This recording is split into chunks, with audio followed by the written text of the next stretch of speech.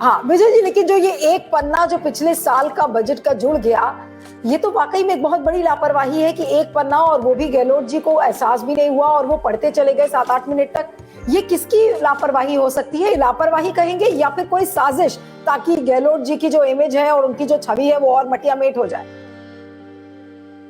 देखिए, conspiracy theories में मैं तो यकीन नहीं करता, और इसमें कोई ऐसी साजिश किसी ने की भी तो उससे क्या हासिल कर लिया? एक टॉकिंग पॉइंट थोड़ा सा मिल गया विपक्ष को आधे घंटे पौन घंटे के लिए, इससे ज्यादा क्या हासिल कर लिया? तो वो तो मुझे नहीं लगता। हाँ, लापरवाही हुई है मुख्यमंत्री के जो कॉन्फिडेंट के लोग हैं, जो बजट की पूरी प्रक्रिया के साथ इन्वॉल्व थे, उन लोगों की तरफ से लापरवाही हुई,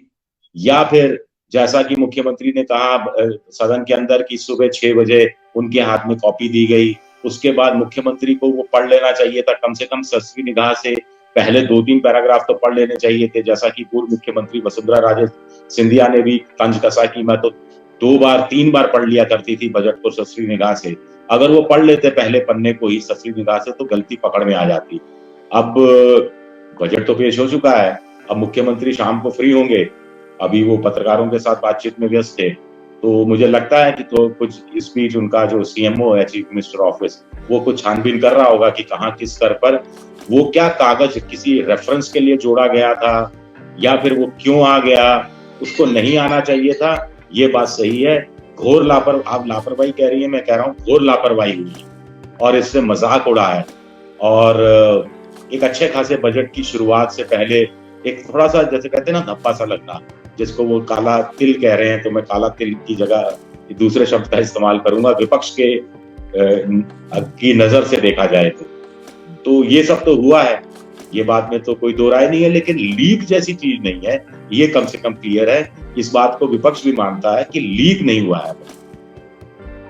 लेकिन इस मौके का फायदा जाहिर तौर पर विपक्ष ने उठाया है, और विपक्ष की तरफ से खुद वसुंधरा राजे का ये कहना था, और कि क्या ये सही बात है, उन्होंने ये बात कही कि अगर बजट भी वो ठीक से नहीं पढ़ सकते तो मैं सोच सकती हूँ कि जो राज्य है वो पूरा कितना सुरक्षित हाथों में है। क्या ये बात वसुंधरा राजे ने कही है? इस स्टेटमेंट को लेकर क्या पुष्टि कर सकते हैं आप?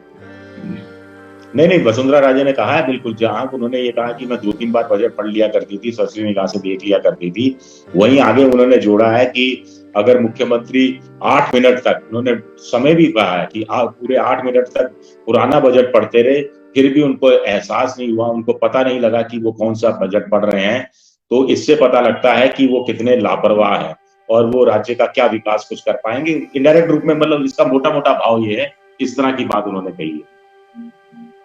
लेकिन जो ये बजट है, इसकी बहुत चर्चा हो रही थी कि चुनाव के पहले का ये आखिरी बजट है, जिसका जो टैग लाइन है वो राहत, बढ़त और बचत का है। इसकी क्या है मतलब, इसकी जो मुख्य जो बातें हैं और जिस तरीके से जो पन्ना उसमें जुड़ा था, उसमें वो कृषि का बजट पड़ गए, शहरी विकास का वो बजट पड़ गए थे, तो इसके क्या मायने हम निकाले कि जो उनके बजट की टैगलाइन थी वो अब आगे उसमें और क्या रहेगा, और ऐसा खास क्या है इस बजट में?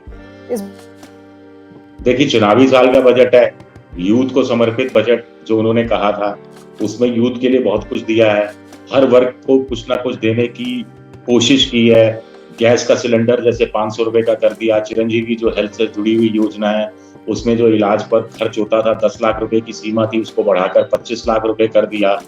और 1 लाख नई नौकरियों का ऐलान हो गया, 30,000 सफाई कर्मचारी, 1 लाख भी जो नौकरियां हैं वो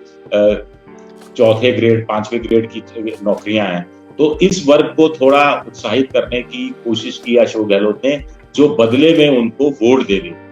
जो ओल्ड पेंशन स्कीम है वो कॉर्पोरेशंस पे, यूनिवर्सिटी के टीचर्स पे, इन सब पर लागू नहीं होती थी, उस पर भी उन्होंने लागू कर दी, तो उससे भी उन्होंने वाहवाही लूटने की कोशिश की है। और कुल मिलाकर बजट इस तरह का बनाया है, चुनावी बजट 19,000 करोड़ का महंगाई का से राहत दिलाने का पैकेज है, 500 करोड़ का एक फंड बनाया गया है युवाओं के लिए। ऐसी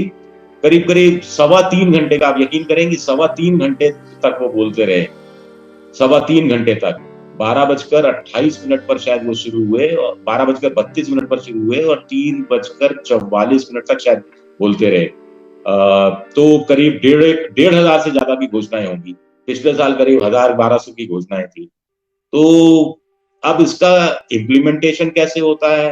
कांग्रेस के कार्यकर्ता इसको जनता के बीच में कैसे पहुंचा पाते हैं, और खुद मुख्यमंत्री इसको वोट में कैसे ट्रांसलेट कर पाते हैं, ये उनके सामने बड़ी चुनौती होगी। छवि जरूर उनकी, अपनी छवि को उन्होंने अब चमकाने की कोशिश की है, ये बात अपनी जगह सही है।